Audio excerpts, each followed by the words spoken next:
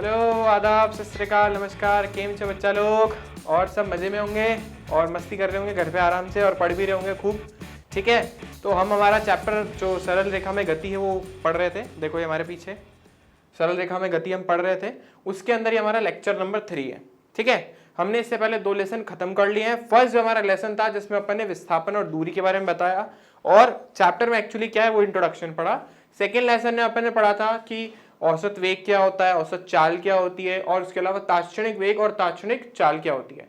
मैंने आपको last lesson में आपसे एक छोटी सी वादा किया था कि मैं आपको नेक्स्ट लेसन में इसके न्यूमेरिकल्स बताऊंगा, तात्क्षणिक वेग और चाल के, जो कि बहुत इंपॉर्टेंट है।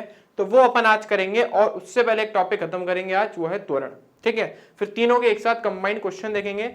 2 एनसीईआरटी के एग्जाम्पल हमने इंक्लूड कर रहे हैं जो बुक के ही हैं। बाकी क्वेश्चंस जो है मैंने एक्स्ट्रा अपनी तरफ से डाले हैं क्योंकि कहीं ना कहीं आपके लिए काफी इंपॉर्टेंट है, चाहे आप कोई भी कंपटीशन एग्जाम दे रहे हो चाहे बोर्ड एग्जाम। ठीक है, चलो तो आज का लेसन स्टार्ट करते हैं। तो वही हमारे स्कूटर वाले प्यारे से ड्राइवर भैया, ठीक है ना, अपने स्कूटर चला रहे हैं झंडा लेके।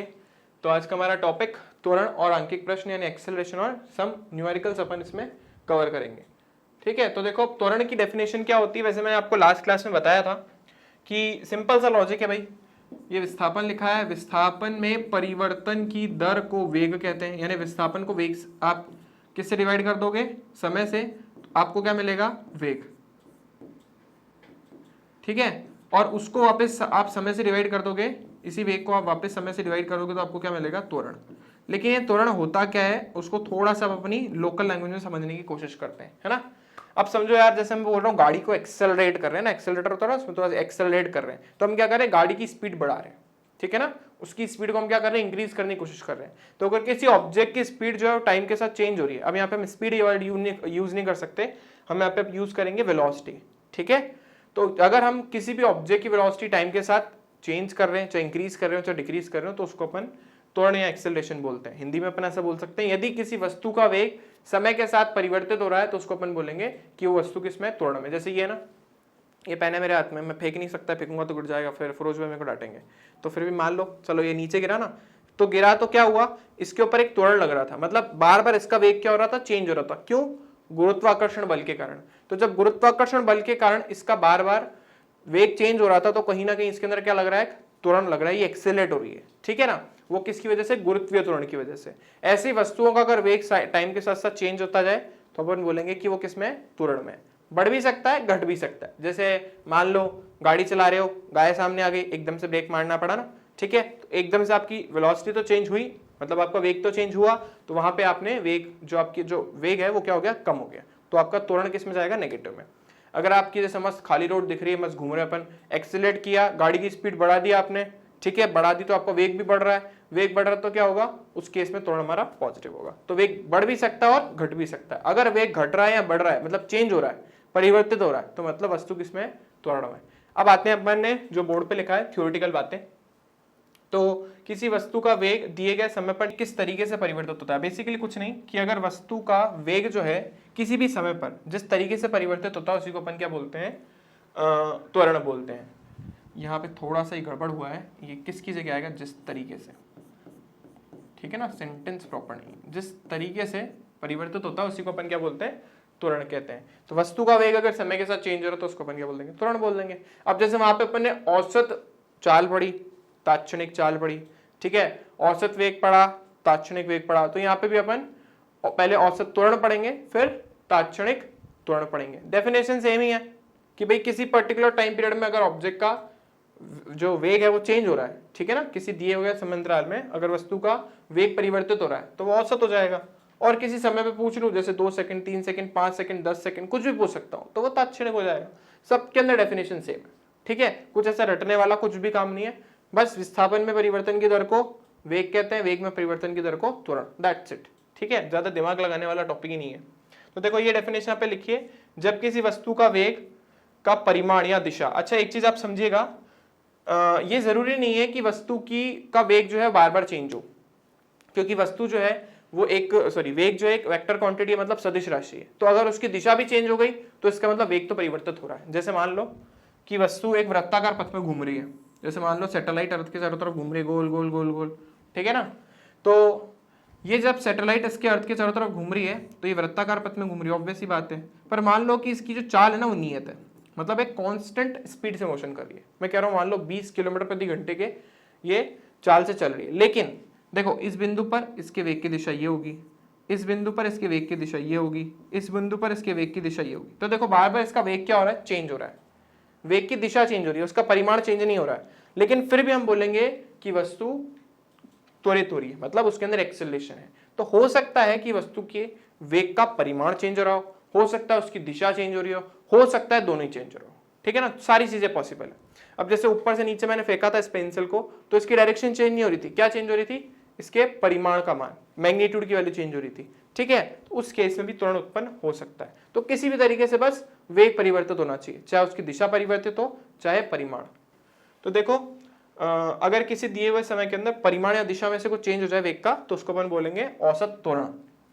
वही त्वरण का बेसिक सा 9th क्लास वाला फॉर्मूला।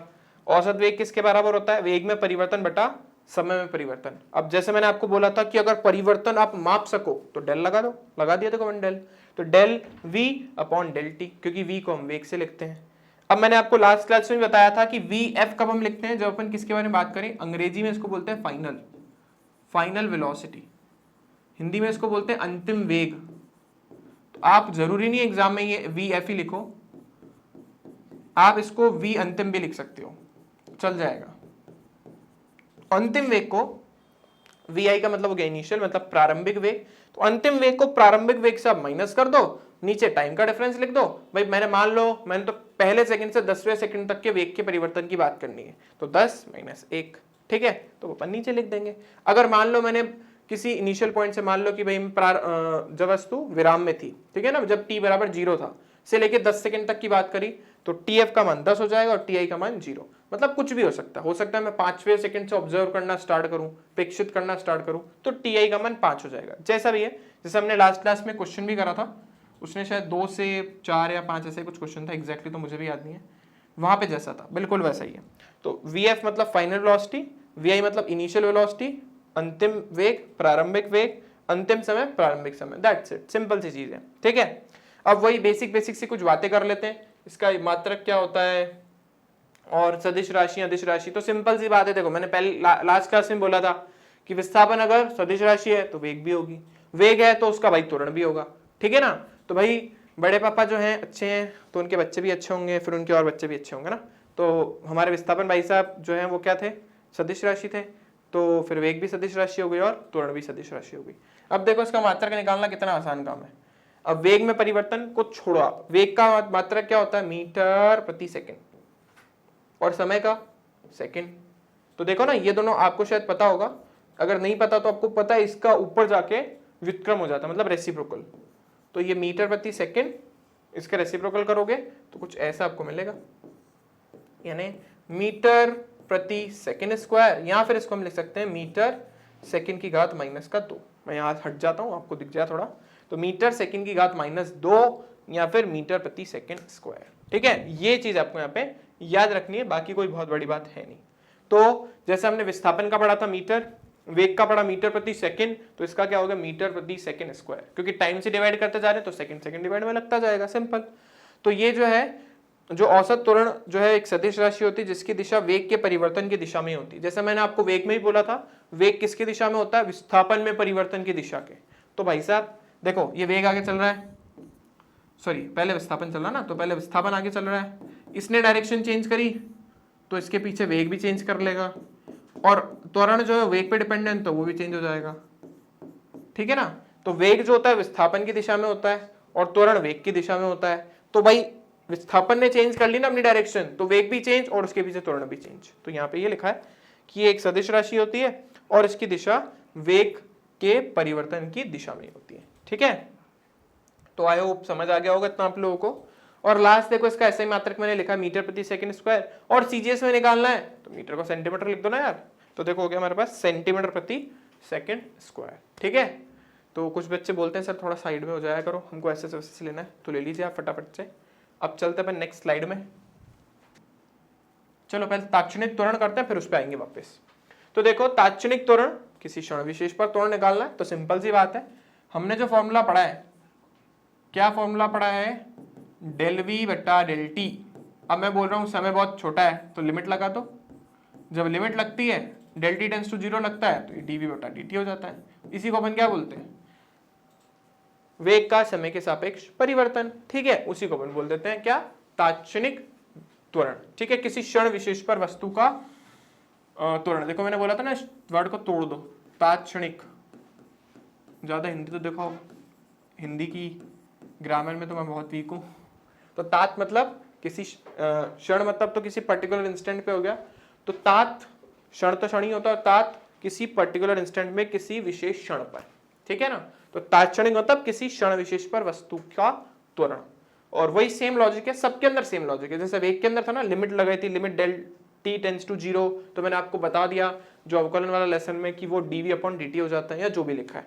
ठीक है, तो वही सारी बातें मैंने आपको पहले बोला था, अगर वो समझ आ जाएगा तो ये आराम से आ जाएगा।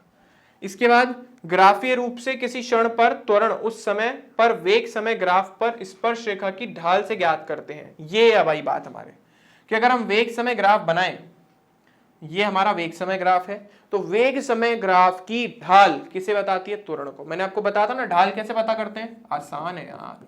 ढाल के लिए अपन करते हैं y में परिवर्तन बटा x में परिवर्तन। अभी y कौन है हमारे पास, वेग, तो हम लिख देते हैं डेल v, और x पे कौन है, t, तो हम लिख देते हैं डेल t। तो v बटा t क्या होता है, त्वरण होता है, त्वरण होता है ना, एक्सेलरेशन होता है। तो यानी इसकी ढाल किसको बताएगी, त्वरण को। तो वेग समय वक्र की ढाल आपको किसको बताती है, आपके त्वरण को बताती है। लेकिन यहाँ पे देखो मैंने दो अलग अलग डायग्राम बनाए, एक तो रेड कलर की लाइन ड्रॉ करी है, डॉटेड लाइन, और एक blue colour, sorry yellow colour की लाइन अपन ने ड्रॉ करी है। तो ये क्या क्या बता रही है मैं आपको थोड़ा सा बता दूं। तो आई होप इतना तो समझ आ गया होगा कि वेग समय वक्र का जो भी ढाल होगा वो किसको बताएगा, त्वरण को। अब दो तरीके के त्वरण होते हैं ना, एक तो हमने बोला कौन सा त्वरण है, औसत त्वरण, और एक हमने कौन सा बोला, तात्क्षणिक त्वरण। औसत का मतलब है कि जब हम दो टाइम तो ले रहे हैं लेकिन उन टाइम के बीच का जो डिफरेंस है ना वो फाइनाइट है, मतलब हम माप सकते हैं। जैसे 2 सेकंड से 5 सेकंड तक, 5 सेकंड से 10 सेकंड तक, 1 सेकंड से 2 सेकंड तक, तो मापा जा सकने वाला समय। ठीक है, तो वो उस टाइम क्या लेंगे, औसत त्वरण लेंगे। तो मान लो ये पहला समय है यानी t1 टाइम है, और ये हमारा दूसरा समय t2 टाइम है। तो अगर हमें क्या बोलते हैं, औसत त्वरण निकालना है, तो हम इस बार जो बनाएंगे ना, देखो ये एक्चुअली क्या है, इसकी एक छोटी सी जीवा है, एक छोटा सा इसका कॉर्ड है। ठीक है ना, इसका एक छोटा सा कॉर्ड है, मतलब ये छोटी सी जीवा है। तो अगर हम मुझे पता करना है कि औसत त्वरण क्या है, तो वही सेम चीज है, मैं एक त्रिभुज बनाऊंगा, क्योंकि मुझे एक्चुअली इसका क्या निकालना है, ढाल निकालना। और ढाल निकालने के लिए मैंने आपको उसमें बताया था अवकलन के अंदर, इन दोनों को तो आप पहले मिला दो, और इसकी ढाल चाहिए, मतलब एक्स अक्ष के साथ कितना कोण बना रही है वो, थीटा कोण बन चाहिए अपने को, ये होता है ढाल। ये दो बिंदुओं को अपन ने मिला दिया, ठीक है ना, तो इससे क्या बनी, एक कोण बनी, यानी एक जीवा बनी छोटी सी। तो ये किसको बताएगी, इसका एक्स अक्ष के साथ जो भी कोण बन रहा होगा वो, मान लो इसको थोड़ा सा आगे एक्सटेंड कर लो, तो एक्स अक्ष के साथ ये जितना भी कोण बना रही है वही क्या, इसकी ढाल है। तो ये जो है ना आपका, ये किसको बता रहा है, डेल वी को। मान लो दो वेग है, यहाँ पे v1 वेग है, और यहाँ पे कितना वेग है, दो वेग, वही मान लो जैसे भी अपन ने माना, तो v2 वेग है। तो अपन क्या करेंगे, v2 माइनस v1, देखो ना ये फॉर्मूला तो लिखा, v2 minus v1 upon t2 minus t1, या शॉर्ट में इसको लिखते हैं डेल v बटा डेल t। ठीक है, तो ये जो वैल्यू है ना, ये किसको बता रही है, ये बता रही है हमारे एवरेज एक्सेलरेशन को। मैंने बोला था ना, जहां हमारे पास क्या आ जाए औसत, तो शॉर्ट में अपन क्या लिख देते हैं उसको, एवरेज। तो ए एवरेज की वैल्यू हो गई del V upon del T, जो उस वक्र के जीवा को दर्शाती। ये जो है ना, ये वाला पार्ट, इसका जो भी ढाल होगा ना उसको दर्शाएगी। लेकिन अगर प्रश्न में हमसे तात्क्षणिक त्वरण के बारे में पूछा गया है, तो हम उस केस में ये ड्रॉ करेंगे। ये क्या, एक स्पर्श रेखा। मैंने बोला आपको टी सेकंड पर मुझे उसका क्या चाहिए, त्वरण चाहिए। तो ये जो स्पर्श रेखा है, ये किसको बता रही है, ये बता रही है हमारी तात्क्षणिक त्वरण को। और ये वाली जो लाइन का स्लोप है, ये वाली लाइन का स्लोप जो भी आएगा, मतलब जो ढाल आएगी, वो तात्क्षणिक त्वरण को बताएगी। और इस लाइन का जो स्लोप आएगा, यानी इसकी जो ढाल आएगी, वो किसको बताएगी हमारी, वो बताएगी हमारे औसत त्वरण को। तो दोनों में अंतर है, दोनों में बहुत बड़ा अंतर है। औसत त्वरण के लिए हम एक जीवा बनाते हैं, जबकि तात्क्षणिक त्वरण के लिए हम उसके ऊपर सिर्फ एक स्पर्श रेखा खींच देते हैं। हमारे लिए ज्यादा इंपॉर्टेंट ये तात्क्षणिक त्वरण है, क्योंकि इसके ऊपर एग्जाम में काफी क्वेश्चंस आते हैं। अभी आएंगे तो आपको आराम से बता दूंगा, तो घबराने वाली कोई बात है नहीं। बस समझना यही है, जहां हमसे बोल दे औसत त्वरण मतलब एक जीवा बनेगी, एक कॉर्ड बनेगी छोटी सी, ठीक है ना, और जहां बोल दे हमारे पास तात्क्षणिक त्वरण तो एक स्पर्श रेखा बनेगी। स्पर्श रेखा का जो भी ढाल होगा वही बताएगा उसके त्वरण को, अगर वेग समय वक्र है तो, ठीक है। बाकी वक्र के बारे में डिटेल में बात अपन नेक्स्ट चैप्टर उसमें करने वाले लेसन नंबर 4 में। अब देखो ये सब बातें तो हमारी हो गई। एक लास्ट पॉइंट हमारा इसमें रह गया है, धनात्मक त्वरण x प्लस x की दिशा में एवं क्या बोलते हैं माइनस x की दिशा में ऋणात्मक त्वरण को दर्शाती है, ठीक है ना। अब ये क्या कहानी है कि जो धनात्मक त्वरण हमने ऐसा मान लिया, कुछ नहीं, एक छोटा सा असम्पशन है कि प्लस x की डायरेक्शन में हम क्या मान लेते हैं धनात्मक त्वरण, और माइनस x की डायरेक्शन में क्या मान लेते हैं ऋणात्मक त्वरण, ठीक है, जैसे अपन विस्थापन और वेग में मानते थे। अब मेन चीज ये है जो मैंने यहाँ पे बनाई है, अब आपको बहुत अच्छे से समझना है इस डायग्राम को, बाकी आपको कुछ आया नहीं आया, बस ये फॉर्मूला मेन है dv/dt, ठीक है ना। और वेग समय वक्र का जो ढाल है वो किसको बताती है, हमारे त्वरण को। अगर आपने क्या बोलते हैं आपका जीवा लिया है, मतलब आपका कॉर्ड लिया है, तो कॉर्ड किसको बताएगा औसत त्वरण को, और अगर आपने उस पर एक टेंजेंट यानी स्पर्श रेखा ड्रॉ करी है तो वो किसको बताएगी तात्क्षणिक त्वरण को। बस ये बात याद रखनी है। ये डायग्राम क्या बता रहा है, देखो यहाँ पे 3 अलग अलग लाइनें बनाई गई है, एक है आपकी व्हाइट कलर की, एक है आपकी येलो कलर की, और एक आपकी ब्लू कलर की। तो ये जो व्हाइट कलर वाली लाइन है ना, ये बता रही है ऑब्जेक्ट के मोशन की डायरेक्शन है, उसकी गति की दिशा को। जो येलो कलर वाली लाइन है ना, वो बता रही है उसके वेग की दिशा को, और जो ब्लू कलर है वो बता रहा है उसके त्वरण को। तो हमें 3 चीजों के अंदर देखना है, 3 चीजों के बीच में रिलेशन है सीधा सीधा सा। वेग और त्वरण से हमारे गति पर कैसा प्रभाव पड़ेगा, तो वेग और त्वरण 2 चीजों का गति यानी तीसरी चीज पर क्या प्रभाव पड़ेगा, वो अपने को यहाँ पे देखना है। तो देखो ये जो ऊपर वाला लाइन था, जो अपन ने लाइन लिया ना, वो एक्चुअली इसी के लिए कि प्लस x की दिशा क्या बोलते हैं इधर को बता रही है, और माइनस x की दिशा उधर, मतलब ये इस तरफ त्वरण जो होगा वो धनात्मक होगा और उधर जो होगा वो ऋणात्मक होगा। अभी देखो मैं सिंपल से एग्जांपल देता हूं, मैं बस गाड़ी चला रहा हूं, है ना, गाड़ी चला रहा हूं तो मेरी गति की दिशा क्या है आगे, और मैंने उसी डायरेक्शन में एक्सेलरेट मतलब अपने एक्सेलरेटर को और ऐसे खींच दिया। खींचते क्या होगा, मेरे बाइक के एक्सेलरेटर को खींचते ही या गाड़ी के एक्सेलरेटर को दबाते हमारे क्या होगा, उसी दिशा में मैं और ज्यादा स्पीड से बढ़ने लग जाऊंगा। मतलब मेरा वेग बढ़ गया, स्पीड नहीं वेग बढ़ गया, ठीक है ना, वेलोसिटी बढ़ गई। तो अगर मेरी वेलोसिटी की वैल्यू ग्रेटर देन 0 है, एक्सेलरेशन की वैल्यू भी ग्रेटर यानी त्वरण का मान भी ग्रेटर देन 0 है, मतलब दोनों एक ही दिशा में है, दोनों एक ही दिशा में बढ़ रहे हैं, तो उसी दिशा में वेग का मान भी क्या हो जाएगा, बढ़ जाएगा। देखो यहाँ पे लिखा है, अगर v इज ग्रेटर देन 0 हो, a इज ग्रेटर देन 0 हो, a किसको बताता है त्वरण को, और v किसको बताता है वेग को, क्योंकि वेग को हम इंग्लिश में बोलते हैं वेलोसिटी, तो v से स्टार्ट हो रहा है, और त्वरण को हम बोलते हैं एक्सेलरेशन, इसलिए a से स्टार्ट हो रहा है, ठीक है। तो आपको कुछ टर्म इंग्लिश में भी पता होनी चाहिए। तो यहाँ पे ये लिखा है कि जो वेग है वो प्लस x की दिशा में क्या हो रहा है, बढ़ रहा है, अगर त्वरण उसी की दिशा में है तो। लेकिन अगर ऐसा ना हो तो, जैसे इस डायग्राम में देखिए, सेकंड वाला डायग्राम, ये भी बहुत अच्छा डायग्राम है, इसमें वेग इस दिशा में जा रहा है, मतलब गति की दिशा में चल रहा है वेग, लेकिन त्वरण पीछे लग रहा है।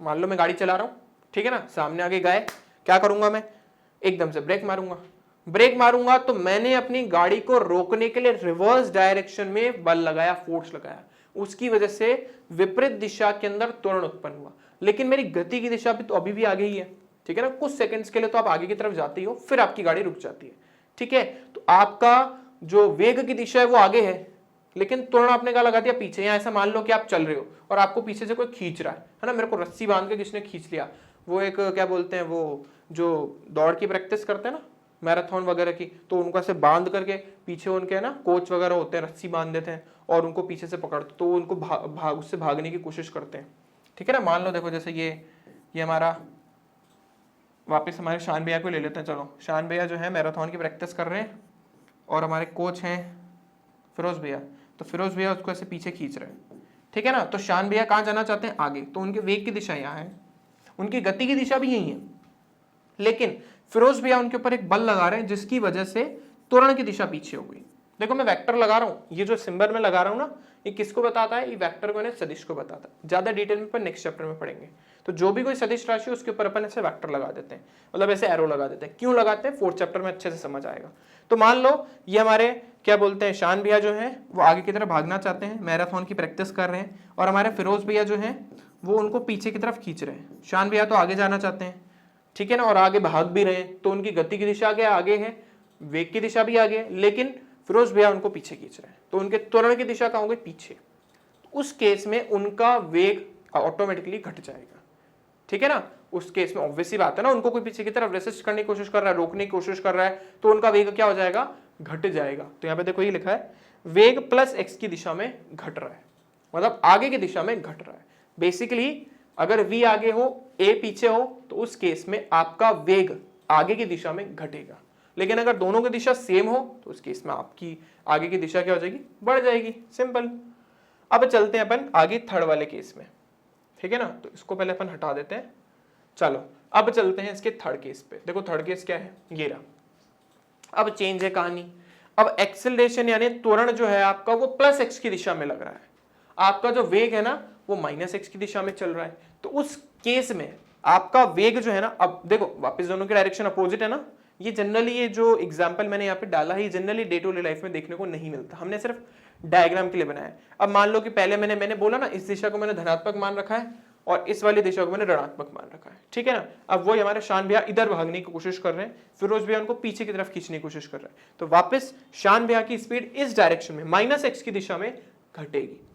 बस इतनी सी बात आपको समझनी है कि अगर a और v की डायरेक्शन अपोजिट हो, यानी दिशा विपरीत हो, जैसे इस वाले केस में था और एक हमारे इस वाले केस में था, जैसे दोनों की दिशा विपरीत हो गई ना तो उस केस में वेग तो हमेशा घटना ही है, ठीक है ना। देखो इसमें भी विपरीत है ना, बस इस बार कौन सी दिशा में घटेगा, माइनस एक्स की दिशा में। क्यों, क्योंकि वेग की दिशा माइनस एक्स में, मतलब वस्तु यहां जाना चाहती है और कोई उसको पीछे की तरफ इधर की तरफ खींचने की कोशिश कर रहा है। आई होप आपको समझ आया होगा।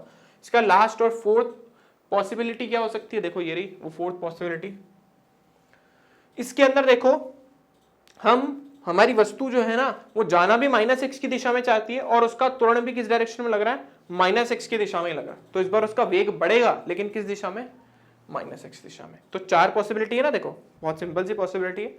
ए और बी के साथ देखो, वी हो सकता है इस डायरेक्शन में, ए भी हो सकता है इस डायरेक्शन में, पहली पॉसिबिलिटी। वी हो सकता है इस डायरेक्शन में, ए हो सकता है इस डायरेक्शन में, दूसरी पॉसिबिलिटी, ठीक है। तीसरी पॉसिबिलिटी कि भाई है ना वेग जो है ना वो इस डायरेक्शन में आ गया और ए जो है वो इस डायरेक्शन में चला गया, तीसरी पॉसिबिलिटी। चौथी, वेग भी इसी दिशा में और ए भी इसी दिशा में। इस वाले केस में दोनों की डायरेक्शन सेम है, मतलब वेग बढ़ेगा, बस इसमें प्लस एक्स में बढ़ेगा और इसमें माइनस एक्स में, जबकि इसमें और इसमें दोनों में वेग घटेगा। वस्तु कहां जाना चाहती है, प्लस एक्स की दिशा में, तो वेग घटेगा प्लस एक्स की दिशा में। इसमें वस्तु कहां आना चाहती है, इधर की तरफ, यानी उसका वेग घटेगा लेकिन ऋणात्मक दिशा में। तो बस ये चार क्या बोलते हैं केसेस थे। आई होप आपको समझ आ गए होंगे। अब इसके बाद जो हमने एक पॉइंट लिखा है वही पॉइंट है जो हमने पहले भी लिखा है कि अगर वस्तु जो है वो एक समान रूप से त्वरित हो रही है, मतलब उसका त्वरण जो है वो एक समान रूप से बढ़ रहा है। जैसे मैं कह रहा हूं कि वस्तु ऊपर से नीचे गिरी, हमें पता है उसके ऊपर गुरुत्वीय त्वरण लगता है 9.81, जिसको अपन 9.8 भी बोल देते हैं अगर ज्यादा ऊंचाई से नहीं फेंका तो वो जो त्वरण है ना वो हर पॉइंट पे सेम है। मतलब मान लो t बराबर 0 पर वस्तु का वेग 0 है, तो t बराबर 1 पर वस्तु का वेग कितना होगा, 9.8। t बराबर 2 पर वस्तु का वेग कितना होगा, उसका डबल कर लो, कितना आएगा 19.6, ठीक है 19.6। फिर t बराबर 3 सेकंड पे निकालो। तो हर बार जो वस्तु का त्वरण है ना या वस्तु का जो वेग है ना वो एक समान रूप से बढ़ रहा है। ऐसा नहीं पहले त्वरण 9.8 लग रहा था, फिर 10 लग गया, फिर वापस क्या बोलते हैं 9.8 लग गया, फिर 10.2 लग गया, मतलब ऐसे ऐसे उल्टा सीधा नहीं बढ़ रहा, असमान रूप से त्वरित नहीं हो रही वस्तु। तो उस केस में उसका औसत त्वरण और उसका तात्क्षणिक त्वरण आपस में क्या हो जाएंगे, बराबर हो जाएंगे, जैसे गुरुत्वीय त्वरण है, ठीक है। मतलब वस्तु का त्वरण बार बार या समय के साथ परिवर्तित नहीं होना चाहिए, दैट्स इट, बस इतनी सी बात है, ठीक है। ओके चलो आगे चलते हैं। अच्छा एक चीज मैं और आपको थोड़ा सा और अच्छा आइडिया दे दूं कि त्वरण का मतलब क्या होता है। ये एग्जांपल से मुझे बहुत अच्छी बात भी याद आई। जैसे मैंने भी आपको जो एग्जांपल दिया उसमें मैंने आपको बोला t बराबर 0 पर वस्तु का वेग 0 था, t बराबर 1 पर वस्तु का वेग मैंने आपको बोला 9.8 हो गया, मीटर प्रति सेकंड लिख देते हैं नहीं तो हमारे मार्क्स कट जाएंगे। t बराबर 2 पर वस्तु का जो वेग है वो गया हमारे पास 19.6 मीटर प्रति सेकंड। क्यों हो गया, क्योंकि हमारा त्वरण कितना है 9.8 मीटर प्रति सेकंड स्क्वायर। तो ये 9.8 मीटर प्रति सेकंड स्क्वायर का मतलब क्या है कि हमारा वेग हर सेकंड 9.8 से बढ़ेगा। जैसे मैं कह रहा हूं मैं जब भाग रहा हूं ना तो मेरा त्वरण 1 मीटर प्रति सेकंड स्क्वायर, मतलब हर सेकंड मेरी वेलोसिटी में, मेरे वेग में एक का इजाफा हो जाएगा, मतलब 1 बढ़ जाएगा। जैसे मान लो मेरा भी वेग कितना 0, मैं चला, पहले सेकंड पे 1 होगा, दूसरे सेकंड पे 2 होगा, तीसरे सेकंड पे 3 होगा, चौथे सेकंड पे 4 होगा, क्योंकि मेरा त्वरण कितना है 1 मीटर प्रति सेकंड स्क्वायर। तो ये होता है त्वरण का मतलब। और बाकी आप वैसे तो वो कर ही सकते हो कि गाड़ी वाड़ी चला रहे हो, एक्सेलरेट कर रहे हो, तो उसका वेग बढ़ रहा है, मतलब वो त्वरण हो गया।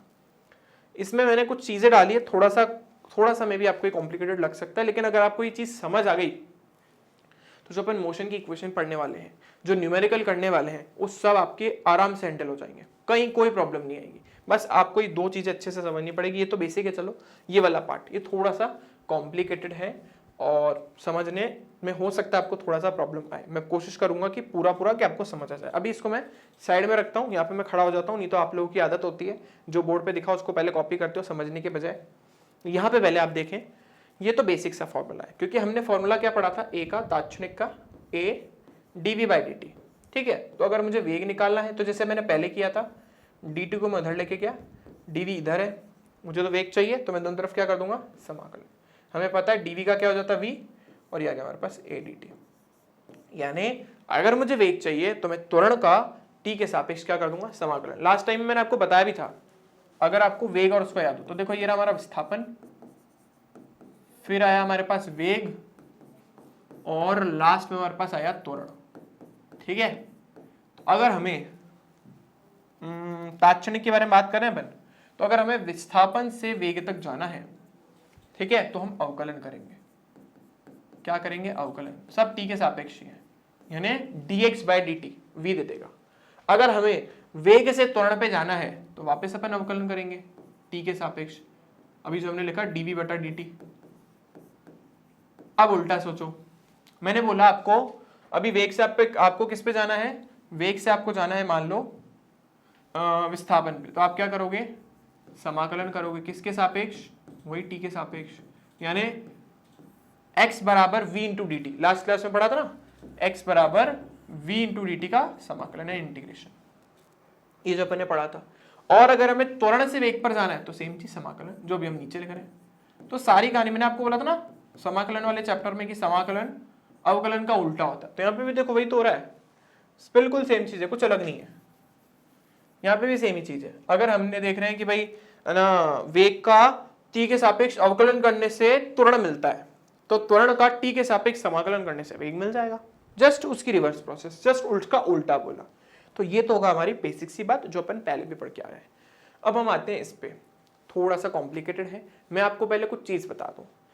ये जो हमने फॉर्मूला यूज करा है a इंटू डी टी, ये सिर्फ और सिर्फ तभी वैलिड है, यानी हम तभी और सिर्फ तभी लगा सकते हैं जब a समय का फंक्शन हो, मतलब उसका फलन हो। मतलब a जो है वो समय के फलन के रूप में आ रहा है तो ये फॉर्मूला वैलिड है, सही है, कुछ गलत भी नहीं है। लेकिन मान लो कहीं आपको a दे दिया गया यार, चल के ना, हाँ a मान लो कहीं आपको दे दिया गया x square plus x plus 2, ऐसे मान लो।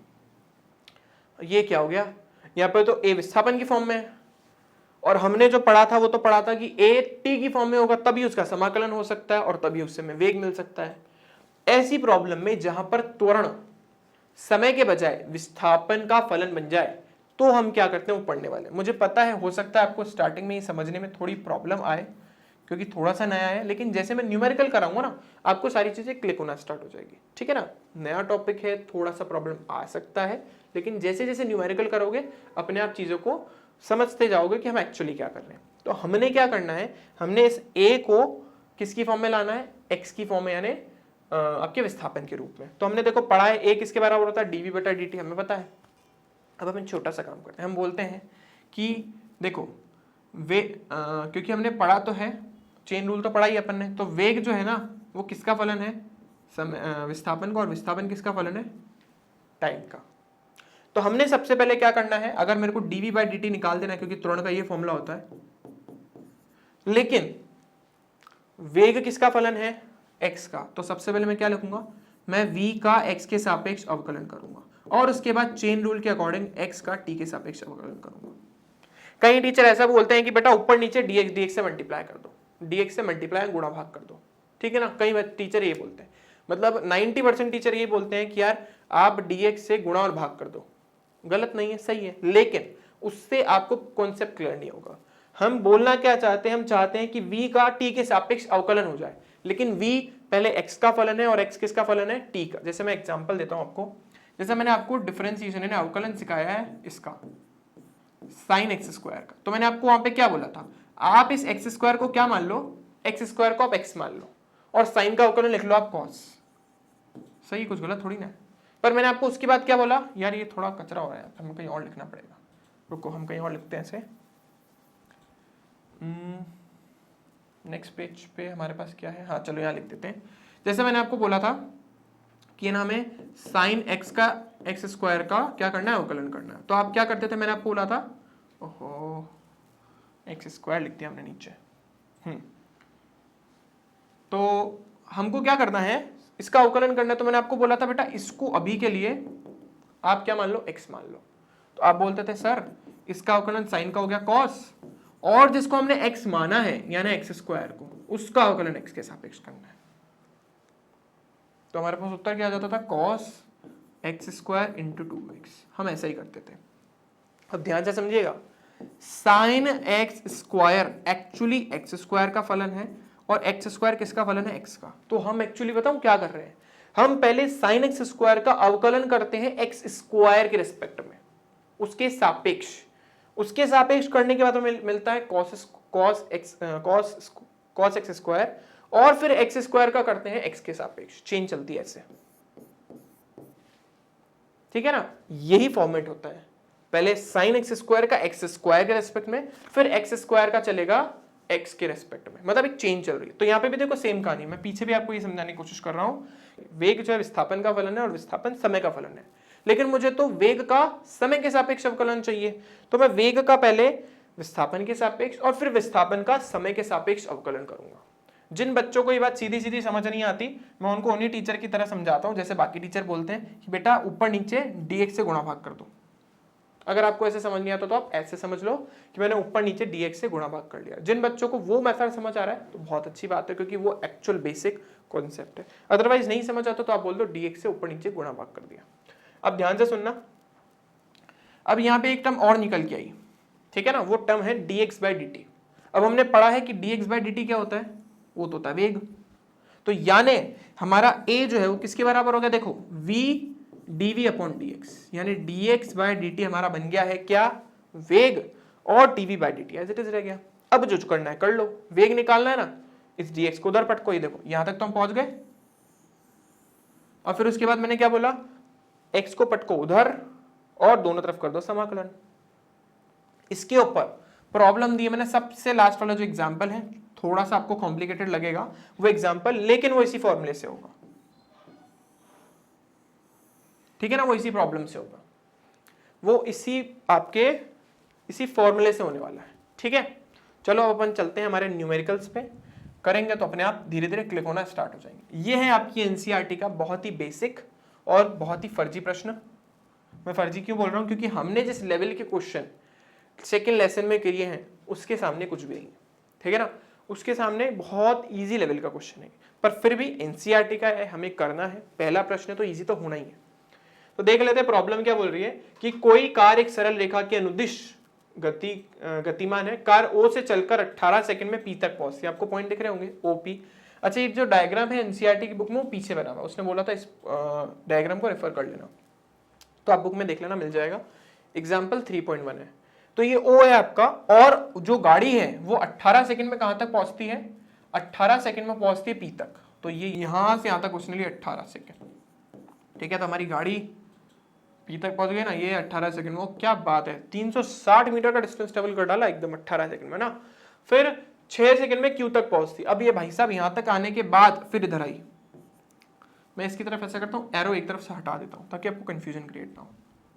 तो हमारा जो गाड़ी है वो ओ से कहाँ पे गई है, ओ से गई पहले पी तक 18 सेकंड में, फिर पी से कहाँ पे आई है वो क्यू तक, कितने सेकंड में, कहाँ गया, 6 सेकंड में, हाँ 6 सेकंड में आई है, ठीक है ना। अब उसने हमसे पूछा है कार की औसत चाल एवं वेग की गणना कीजिए जब ओ से पी तक जाती है और जब ओ से पी तक जाकर पुनः क्यू पर आती है, ठीक है ना। तो बेसिकली हमें दो अलग अलग चीजों के लिए निकालना है। पहले तो ये O से लेके P तक, तो आपको दिख रहा होगा अगर मैं सीधा सीधा वेग कर रहा हूं, मतलब सीधी सीधी गति कर रहा हूं, तो मेरा वेग भी वही होता है और मेरी चाल भी वही होती है। ठीक है, तो O से P तक मतलब पहले पार्ट के लिए, इसके A पार्ट के लिए इसके औसत वेग का मान भी वही होगा और औसत चाल का भी। तो औसत चाल बराबर कुल दूरी बेटा कुल समय। कितनी दूरी तय करी उसने? 360 मीटर। ठीक है ना, और समय कितना लिया उसने? 18 सेकेंड। तो 18 दूनी 36 यानी 20 मीटर प्रति सेकेंड होगा। और औसत वेग भी यही होगा क्योंकि वो पीछे गई ही नहीं। प्रारंभिक बिंदु और अंतिम बिंदु के बीच की जो दूरी है वो यही है, तो इसका मान भी कितना आ जाएगा हमारे पास? 20 मीटर प्रति सेकेंड। मैंने तो बोला था बहुत इजी प्रॉब्लम है, 9th क्लास के लेवल की प्रॉब्लम नहीं है। अब बी वाला जो है उसमें चेंज हो जाएगा क्योंकि पहले वो O से P तक गई और फिर P से कहां पे आई है? Q पर। तो जब वो O से, पहले मैं औसत चाल निकाल देता हूं। औसत चाल का फॉर्मूला क्या होता है? कुल दूरी बटा कुल समय। तो कुल दूरी देखो उसने कितनी तय करी? O से P तक 360 और पीछे वापस आई Q तक। तो देखो कितनी दूरी है P और Q के बीच की? 360 में से 240 को आप माइनस कर दो। 360 में से 240 को माइनस कर दो, ये डिस्टेंस आपके पास आ जाएगा। तो 120 मीटर का हमारे पास ये डिस्टेंस आ रहा है, तो मैं यहाँ पे 120 लिख देता हूँ। ठीक है ना, टाइम उसने कितना लिया? 18 + 6 यानी 24 मिनट लिए उसने, और इन दोनों को जोड़ने पे आया 480 और ये आ गया मेरे पास 24। सॉल्व करा तो वापस हमें कितना मिला? 20 मीटर प्रति सेकेंड। यानी दूसरे केस में भी औसत चाल हमें 20 मीटर प्रति सेकेंड ही मिली। अब हम गणना करते हैं औसत वेग की। तो अब ध्यान से सुनना, यहाँ पे औसत वेग चेंज हो जाएगा क्योंकि औसत वेग क्या होता है? विस्थापन बटा समय, विस्थापन बटा कुल समय। विस्थापन कितना है? O से Q तक का प्रारंभिक बिंदु O है, अंतिम बिंदु Q है, दोनों के बीच की दूरी कितनी है? 240। तो अपन लेंगे कितना? 240। लेकिन टाइम तो भाई साहब उसने 24 सेकंड ही लिए, 18 + 6, तो इस बार उसका औसत वेग कितना हो गया? 10 मीटर प्रति सेकेंड। देखो कितना आसान प्रॉब्लम था। इससे भी अच्छी प्रॉब्लम मैंने आप लोगों को कराई है। वो धावक वाला कराया था ना, मैंने बोला शान भैया दौड़ रहे हैं 1600 मीटर लंबे ट्रैक पे, फिर वापस आधी दूरी तक आते हैं। वैसे ही कुछ क्वेश्चन ही है जो हमने पहला करा था लास्ट वाले लेसन के अंदर। ठीक है, चलो अब चलते हैं आगे। एग्जाम्पल नंबर 2, ये भी एनसीईआरटी का प्रॉब्लम है और ठीक ठाक प्रॉब्लम है ये। ठीक है, चलो देखो, एक्स अक्ष के अनुदिश किसी गतिमान वस्तु की स्थिति निम्नलिखित सूत्र द्वारा व्यक्त की जाती है, जहां पर ए का मान इतना है, बी का मान इतना है और टी सेकंड में व्यक्त किया जाता है। उसके बाद हमें बोला है कि t बराबर 0 तथा t बराबर 2 सेकंड पर वस्तु का वेग क्या होगा, और क्या बोलते हैं t बराबर 2 सेकंड व t बराबर 4 सेकंड के मध्य उसका औसत वेग क्या होगा। हाँ तो बच्चों इसमें हमारा एक एक्सप्रेशन थोड़ा सा मिस हो गया, मैंने लिख दिया यहाँ पे x बराबर a + bt², ये एक्सप्रेशन यहाँ पे था। तो हमें किसी भी वस्तु का जो विस्थापन है वो हमें ये दे रखा है, मतलब x का मान विस्थापन, जहां x आ जाना समझ जाना विस्थापन है। जहां पे a और b दो कांस्टेंट है, मतलब कोई दो नियतांक है और उसके मान अलग से दिए हैं, तो अपन यहाँ पे इसको रख देते हैं। x बराबर a का मान आपका कितना है? 8.5 प्लस b का मान कितना है? 2.5 और t²। अब ये आपको एक्सप्रेशन कुछ ढंग का दिख रहा होगा। ठीक है, तो आप पहले तो वैल्यू रख दीजिए।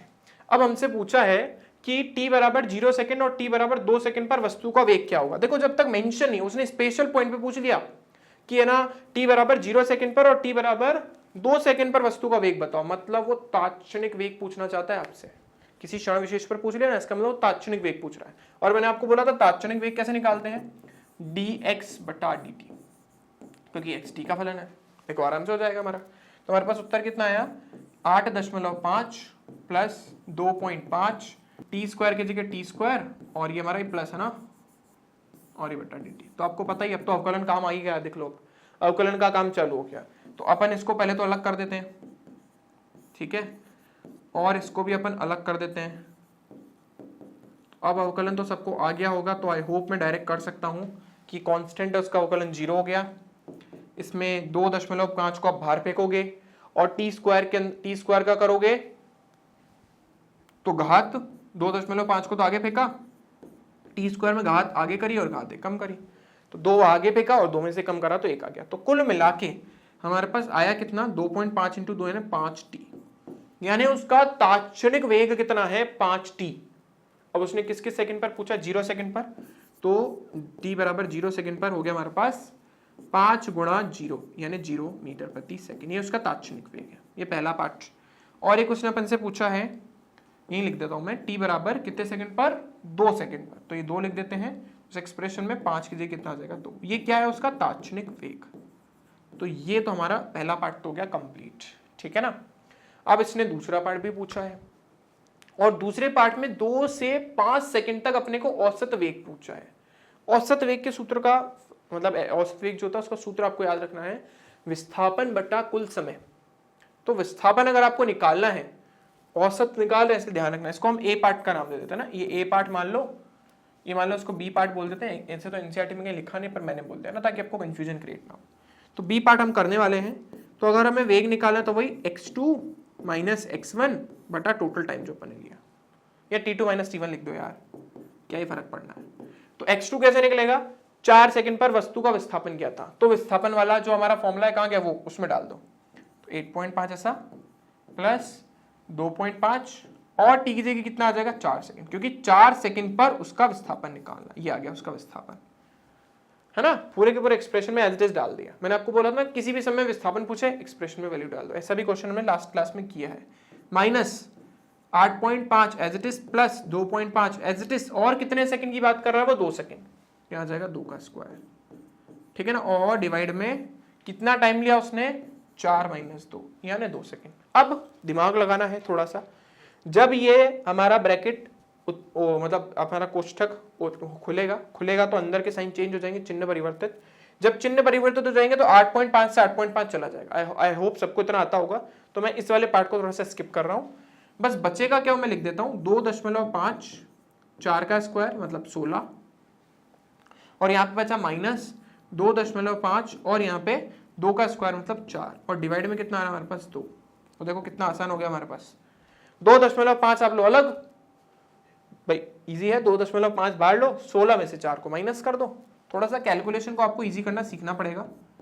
तो 16 माइनस 4 जब आप करोगे तो कितना आएगा 12, 12 को 2 से डिवाइड करोगे तो कितना आएगा 6। तो कितना मिला कुल मिला के 2.5 गुणा 6, ठीक है। 25 छिक्के कितना होता है 150 होता है ना। तो हमारे पास 150 मतलब कितना आया 15 मीटर प्रति सेकेंड। ये उसका औसत वेग है t बराबर 4 से 2 तक, ठीक है। जहां औसत पूछे तो हमें उसको जो फॉर्मूला उसमें रखना, जब तात्क्षणिक पूछ ले तो उसका अवकलन करके फिर t की वैल्यू रखनी, ठीक है। इस चीज का आपको ध्यान रखना पड़ेगा, ठीक है। आई होप ये समझ आ गया होगा सबको, बहुत इजी सी प्रॉब्लम थी। अब चलते हैं आगे। ऐसे प्रॉब्लम आपके एग्जाम में आने के पूरे चांसेस हैं। आपके स्कूल के टीचर जरूर ऐसी प्रॉब्लम देंगे, और कहीं ना कहीं आपके कंपटीशन में ऐसे छोटे मोटे छुटपुट क्वेश्चन आ जाते हैं, ठीक है। अब देखो, अब ये मैंने क्वेश्चन अपनी तरफ से स्पेशली डिजाइन करा आप लोगों के लिए ताकि आप पूरा कॉन्सेप्ट समझ जाओ आराम से मस्त। तो हमें विस्थापन का एक्सप्रेशन, इन्हें एक्स का एक्सप्रेशन दे रखा है, हमें वेग निकालना है, त्वरण निकालना है, वो भी तात्क्षणिक, वो भी किस समय पर 2 सेकंड पर। तो मैंने आपको भी क्या बोला, वेग निकालने के लिए अपन क्या करते हैं dx बटा dt, और a निकालने के लिए हम क्या करते हैं dv बटा dt, या मैंने आपको बोला था इसको हम ऐसा भी लिख सकते हैं, है ना। वेग की जगह आप क्या लिखोगे dx बटा dt, यानी हमें, मैंने आपको समझा रखा है पहले, x का t के सापेक्ष 2 बार अवकलन करना है। ये कैसे क्या आता है वो सब हम पढ़ चुके हैं ऑलरेडी। तो हमें पहले तो v निकालना है, यानी इसका एक बार अवकलन करना है तो वेग निकल आएगा, फिर एक बार और अवकलन करोगे तो त्वरण निकल आएगा।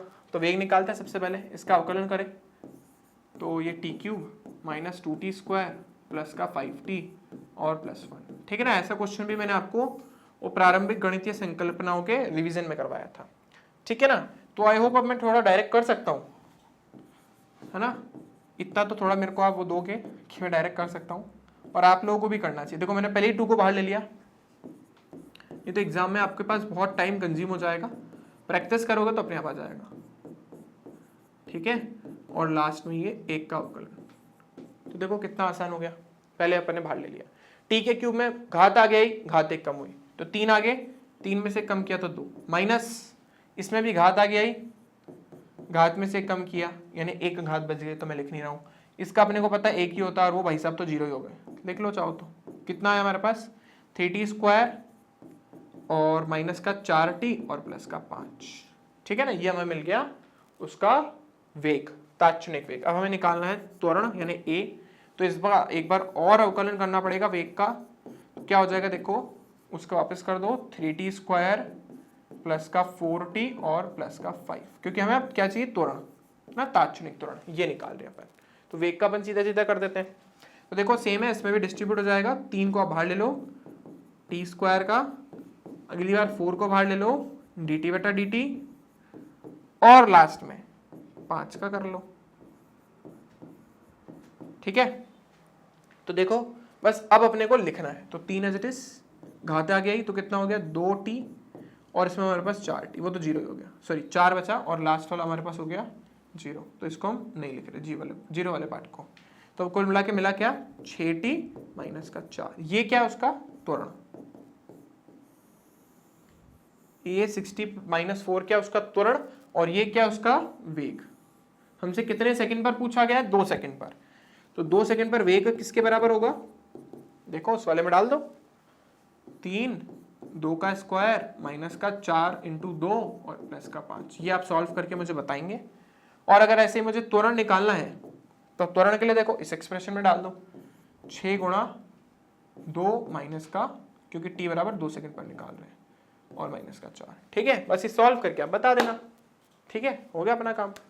तो ये क्वेश्चन मैंने आपके लिए डाला है क्योंकि कहीं ना कहीं काफी इंपॉर्टेंट है, आपको इससे सारा कॉन्सेप्ट समझ आ जाएगा। जहां तात्क्षणिक पूछता है हम अवकलन कर देते हैं और सीधी सीधी टी की जगह वैल्यू रख देते हैं। ठीक है, चलो अब चलते हैं नेक्स्ट प्रॉब्लम पे। बाकी ये 2 प्रॉब्लम ऐसा हम सोच रहे हैं कि नेक्स्ट लेसन में डाल देंगे, ठीक है ना, मच बेटर रहेगा, नहीं तो ये लेसन बहुत लंबा हो जाएगा। तो देखो वही सेम चीज है, एक वस्तु सरल रेखीय गति में चाल v बराबर इतने सेकंड से चलती है वस्तु द्वारा गति प्रारंभ होकर रुकने तक तय किए गए पथ की लंबाई ज्ञात कीजिए। देखिए बहुत ही अच्छा क्वेश्चन है, हमें वेग चाल दे रखी है और हमसे दूरी की मांग कर रहा है वो, कि दूरी का मान कितना होगा और कब करना है, जब वो रुक जाए मतलब जब वो उसका वेग 0 हो जाए, उसकी चाल 0 हो जाए, वो रुक जाएगी। ठीक है ना, मतलब हमें समय नहीं दे रखा, इनडायरेक्टली उसने हमें टाइम नहीं दिया कि कितने टाइम के लिए आपको दूरी निकालनी है, बस उसने क्या पूछ लिया अपन से कि आप तो दूरी निकाल के दो मुझे, कब के लिए, जब वो रुक जाएगी। अब वो रुकेगी कब, जब उसका वेग 0 हो जाएगा। सबसे पहले अपन वो टाइम निकालते हैं जब उसका वेग 0 हो गया। ठीक है, तो देखो वेग उसका 0 हो गया मतलब v की वैल्यू होगी 0, क्योंकि उसने बोला ना जब वो रुक जाती है मतलब वेग क्या हो गया 0। तो इसके अंदर अपन इसको जब 0 रखेंगे तो 2t माइनस का टी स्क्वायर बराबर 0। अब t लोगे आप कॉमन, आई होप इतना मैथमेटिक्स सबको आता है। तो देखो यहाँ से 2 समय आ गए, t बराबर 0 मतलब प्रारंभ में तो ऑब्वियसली वो रुकी हुई थी, और t बराबर हमारे पास कितना आ गया 12 सेकेंड। यानी हमें उसके दूरी का मान निकालना है 0 से लेके 12 तक, क्योंकि 0 से उसने गति 0 पे वो तो रुकी हुई थी, उसके बाद उसने गति प्रारंभ करी और 12 सेकंड पे जाके वो रुक गई। मुझे कैसे पता रुक गई, क्योंकि उसका वेग 0 हो गया या चाल 0 हो गई, चाल दी रखी। तो अब हमें दूरी निकालनी है। हमने क्या पढ़ा था भाई, v बराबर ds बटा dt। ठीक है ना, जहाँ पे s क्या होता है, दूरी मान लेते हैं, s लिखो या x लिखो आपके ऊपर है। तो यहां से अगर मुझे दूरी निकालनी, तो मैंने आपको बोला था हमारी जो चाल है उसका समाकलन, क्योंकि हम विस्थापन और वेग के बारे में बात नहीं कर रहे हैं, चाल है तो भाई दूरी आई, ऑब्वियस सी बात है। इसने बोला भी तय किए गए पथ की लंबाई को ही हम दूरी कहते हैं, मैं आपको बता ही चुका हूं। तो हमें v का t के सापेक्ष समाकलन करना है, लेकिन लिमिट्स तो चाहिए, मतलब निम्न सीमा और उच्च सीमा, तो वो दे रखी है हमें।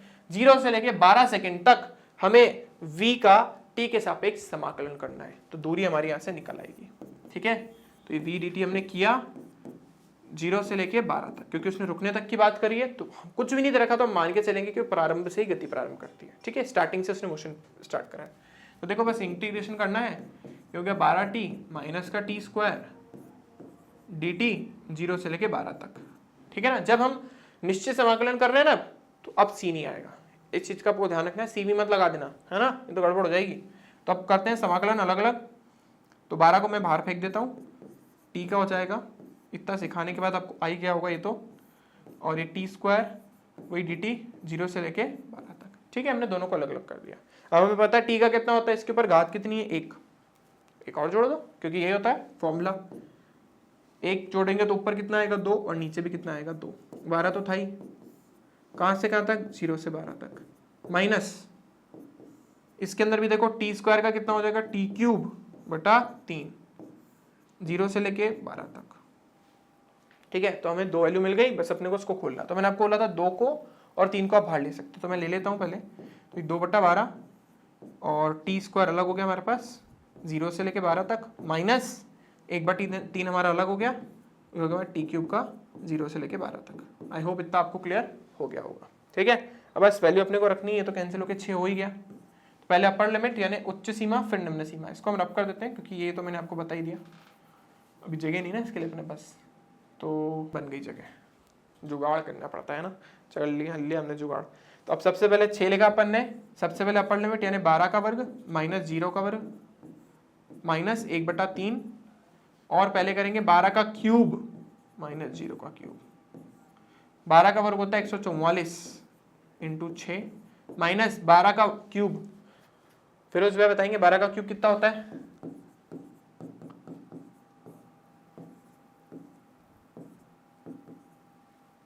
शायद 1728 होता है।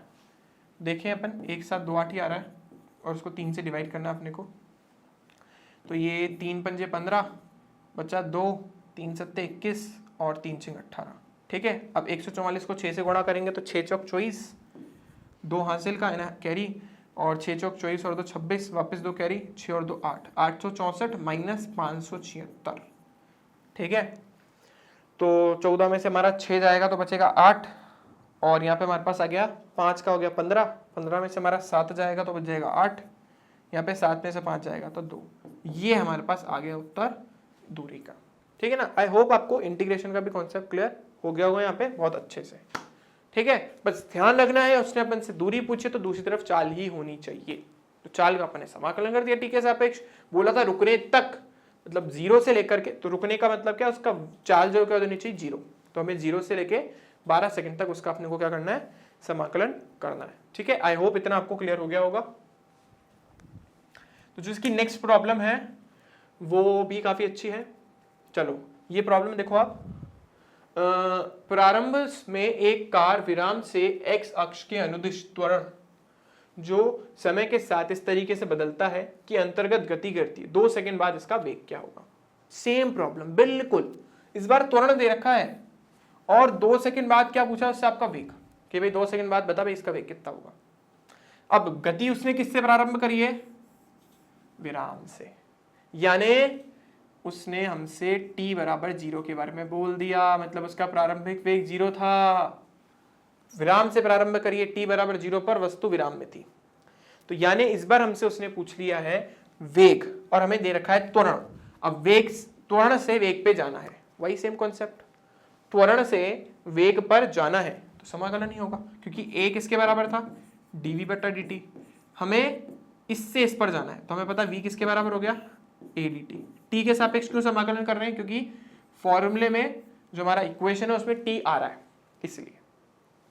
तो हमें क्या करना है, समाकलन करना है, किस से किस लिमिट तक, 2 सेकंड तक पूछा है, प्रारंभ से स्टार्ट करा, इसलिए 0 से 2 तक इंटीग्रेशन कर देंगे, सिंपल सी चीज। तो हमें वेग निकालने के लिए a का 0 से t तक समाकलन करना है, जैसे पहले था वैसे ही कुछ है, बस पहले वो दूरी पूछ रहा था और क्या बोलते हैं चाल दे रखी थी, इस बार हमसे उसने त्वरण देके वेग पूछ लिया। तो वही करेंगे अपन 0 से लेके 2 तक, और यहाँ पे कितना आ रहा है 2t + 5, t के सापेक्ष समाकलन, ये में 2 अलग हो गया, t अलग हो गया, 0 से 3 तक, इसमें 5 भाई सब बाहर निकले, dt 0 से लेके 2 तक।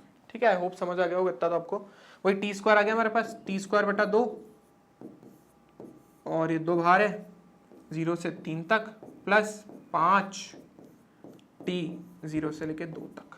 ठीक है, तो ये तो अपने कर लिया। अब इसके बाद बस अपने को सॉल्व ही करना है, तो 2 को अपन पहले बाहर ले लेते हैं, इसको मैं रब कर देता हूँ, हाँ जी। तो ये हम कर लेते हैं फटाफट से, देखो मैं 2 को बाहर लूंगा तो 2 से 2 कैंसिल हो जाएगा। आई होप इतना समझ आ रहा होगा, तो मैं थोड़ा सा बार स्किप कर रहा हूँ, 2 से हमारा 2 कट जाएगा, 2 बाहर आता है ना, 2 से 2 कट जाएगा, मतलब सिर्फ t³ बचेगा, उसकी सॉरी t² बचेगा, और इसकी लिमिट है 0 से लेके 3 तक और प्लस 5t 0 से लेके 2 तक। ठीक है, तो सबसे पहले रखते हैं अपर लिमिट, यानी 3 का वर्ग माइनस 0 का स्क्वायर, थोड़ा सा सही लिख देता हूँ क्योंकि बहुत गंदा लग रहा है। ठीक है, और ये 5 और 2 से लेके 0 तक। ठीक है, उसका तो कट ही गया था, तो ये 9 प्लस 10, तो हमें कितना मिला 19 मीटर प्रति सेकेंड। ये हमारा मान आ गया। ठीक है, आई होप आपको समझ आया होगा। बहुत इजी प्रश्न था, जैसे पहले वाला था वैसे ही था। मतलब हमें कभी भी त्वरण से वेग पे जाना है तो हम समाकलन करेंगे, जो समय दे रखा है उसको सीमा मान के। एक लास्ट प्रॉब्लम है और मुझे लगता है ये प्रॉब्लम आपको देनी चाहिए एज अ चैलेंज। तो मेरा आप लोगों को एक छोटा सा चैलेंज है, जीतू भैया की तरफ से आप लोगों को एक चैलेंज है, ये प्रॉब्लम आपको सॉल्व करके बतानी है। बहुत इंटरेस्टिंग है।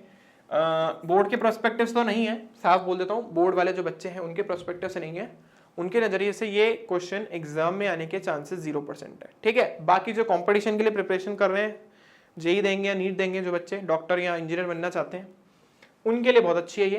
तो आपको उनके लिए प्रॉब्लम है, बाकी बच्चे सभी ट्राई कर सकते हैं। तो ये चैलेंज आप सबके लिए है।